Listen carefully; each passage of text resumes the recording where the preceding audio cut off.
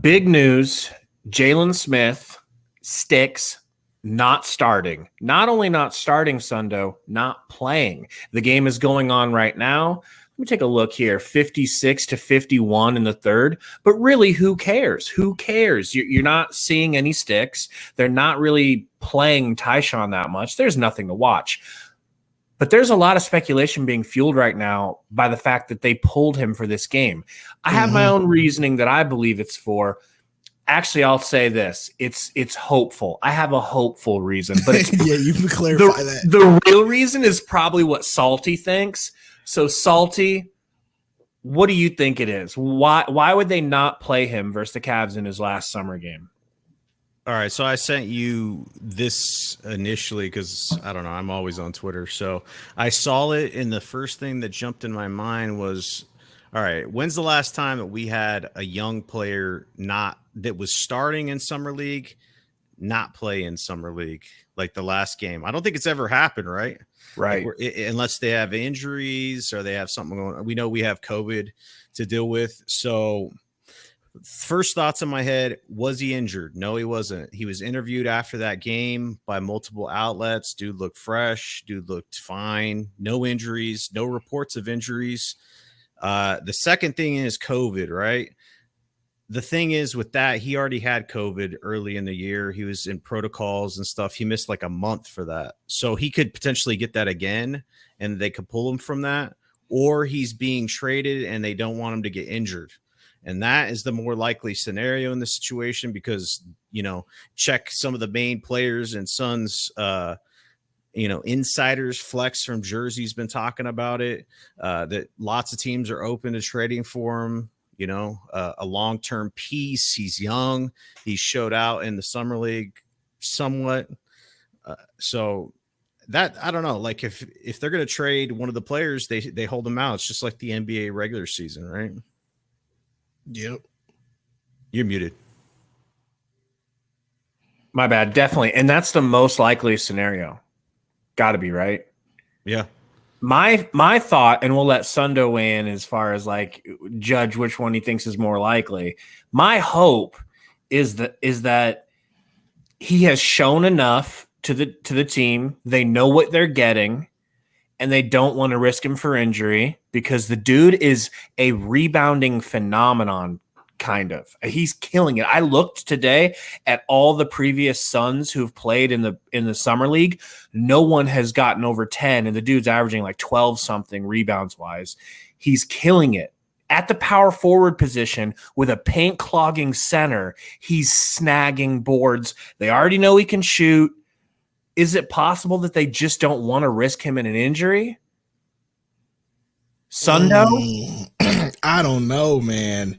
See, this is tough for me because, we did the video previous. I was on the trade Stix train, and then comments came through. We had a few talks. Me and you had a few talks. I talked with a couple people, and then people started to convince me, oh, maybe we should keep Stix. So now I'm hearing this. I don't know. I feel like, because I hate to be the doom and gloom guy for myself, but I just feel like Salty might be right. I feel like he's being held because there is a trade coming soon. Because you already said it yourself. Have we ever seen a young player not play in the Summer League for the Suns in however long? No. He's looked very good. Why not continue to let him play? But you could be right. He could be being withheld because they don't want to risk injury. We have talked about how bummy, yes, I'll say it again, how bummy this team is right now that's on the court. We don't know any of these dudes' names. We don't know them. They look terrible. They don't look good. And of course, as you just brought up on the screen, then there was this from Flex from Jersey, who has been on it quite a bit this Suns off season. And you can go ahead and read that if you want to.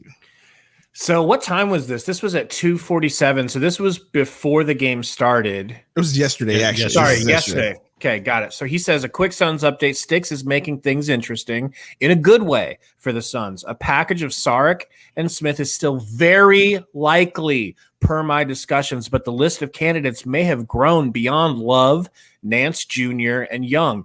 Keeping Stix in also is in play. Patience right now is the key. Who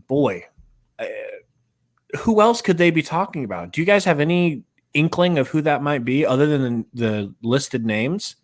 I mean, I can't even think of any rumors or anything that's going on about a power forward or anybody who's wanting out other than Young, and we've talked about Nance and Love. Those are the only three names they keep bringing up. I could not think of any other names currently. Like, I just don't know. It's got to be a team that is not in playoff contention, in my opinion, because you're literally going to be picking up Saric's contract as a 1-for-1, just matching salary. He's not going to be playing next year because of his ACL. So you're picking up Smith, who's a very young talent. That's the prospect that's the main point of that trade. And then you got to match salary wise. So Nance makes sense because of his salary, and then we have Young as well. But if there's more teams out there that want to jump in, that makes it more lucrative for the Suns, right? I mean, it's going to be a better trade scenario for the Suns. Don't you think other teams have seen Stix now a little bit? And oh yeah. And I want to be specific about the Spurs and Thaddeus Young. Okay. Like I said last time, they saw Stix's best NBA performance up close in San Antonio. I happened to be in the crowd that night. It was amazing. He dunked literally and figuratively all over the Spurs. So they should have a very positive view of Stix. A 6'10", rebound snagging, beautiful shot having, three-point shooter who's going to stretch the floor. Don't you think Pop thinks he could do something with that? So I think that one, this whole very likely, this very likely comment from Flex, I think the Spurs is the very likely part. Yeah. Yeah, especially when you look at the fact that they received him back in a trade, right, with the Bulls. So it was kind of one of those things, and he has a contract for this year for $14 million, and then next year he's an unrestricted free agent. So essentially, it's in essence, it is pretty risky on the Suns side because you're giving up a top 10 pick that is a big man that's a stretch 4 to win now, but you're trying to win now. Like we already talked about this before, CP3 has 1 to 2 years, this window that you're talking about. So it's like pretty much putting all your money on black at Vegas and rolling it. And if it hits, it hits. But if it doesn't, you're going bust because Stix could get traded to San Antonio and develop into this really, really good player that they have for the next 10 years. And you'd have to eat that. You know what I'm saying? So, and that's something I don't want to eat because it's the Spurs and it's the West. If it was somebody in the East, I could live a little bit better with it. But because it is the Spurs, like, yeah, you're going to have to see. It's like breaking up with a girlfriend and then that girlfriend's doing very well for herself, and you have to see it because you guys work in the same office, but they're on like floor 40 and you got to see them in the elevator every day. Like, that's just something you don't want to do. You know what I mean? So that's how I feel about it.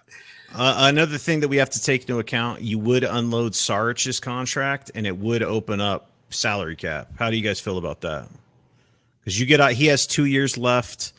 And you would essentially unload that because you're getting Thad Young back, who his contract is up. He's an unrestricted free agent. So you would have $14 million coming off the books to sign someone else potentially. I mean, that would also potentially make sense for contracts coming up as well. Yes. So I'm a big fan, especially when you consider he's not going to play. Saric wasn't going to play anyways. Big time. So if you're in a win now scenario and you want to free up space for potentially free agents, not just this year, but next year, I think it's a big play, dude. I think it makes sense on a lot of ends. And if Thad Young pans out for the Suns, you could re-sign him. Hell. True.